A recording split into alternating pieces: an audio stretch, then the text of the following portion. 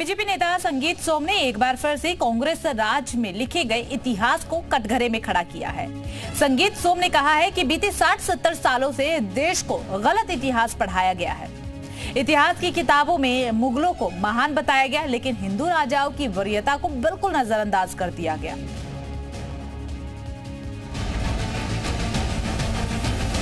BJP के fire brand नेता संगीत सोम ने एक बार फिर इतिहास के पन्नों को खंगाला है और दावा किया है कि 7 दशक तक देश को गलत इतिहास पढ़ाया गया। एक बड़ी विडंबना की बात है कि जब से देश आजाद हुआ तो क्या सुनते थे कि अकबर महान था, गौरी महान था, शाहजहां महान था। आपने ये इतिहास में पढ़ा होगा, कोई ऐसा नहीं है इतिहास में पढ़ा होगा, क्योंकि इतिहास हमें गलत पढ़ाया गया। इतिहास की किताबों में अकबर, गौरी, शाहजहां समेत तमाम मुगलों को महान बताने पर सवाल खड़े किए गए।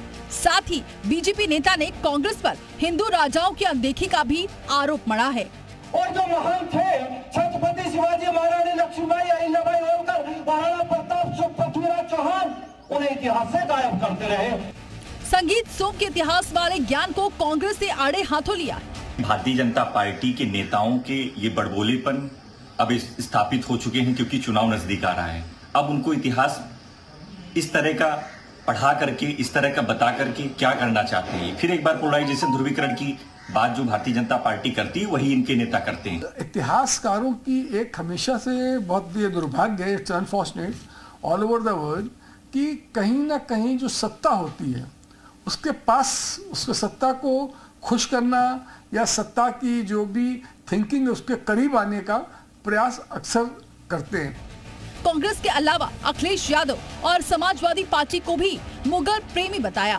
मैंने गलत क्या कहा था? आपको डाउट है इसमें? आपको डाउट होगा, मुझे कोई डाउट नहीं है। आप इन लोगों का डीएनए टेस्ट कराइए, मुगल ही निकलेंगे, इसके अलावा कुछ भी नहीं। बहरहाल बीजेपी के नेता अक्सर इतिहास के सहारे कांग्रेस पर निशाना साधते आए हैं। ऐसे में सवाल ये है कि क्या वाकई कांग्रेस ने जानबूझकर किताबों में गलत इतिहास दर्ज करवाया, या फिर हाशिए पर गए संगीत सोम ऐसे बयान देकर सुर्खियों में बने रहना चाहते हैं। ब्यूरो रिपोर्ट, जी मीडिया।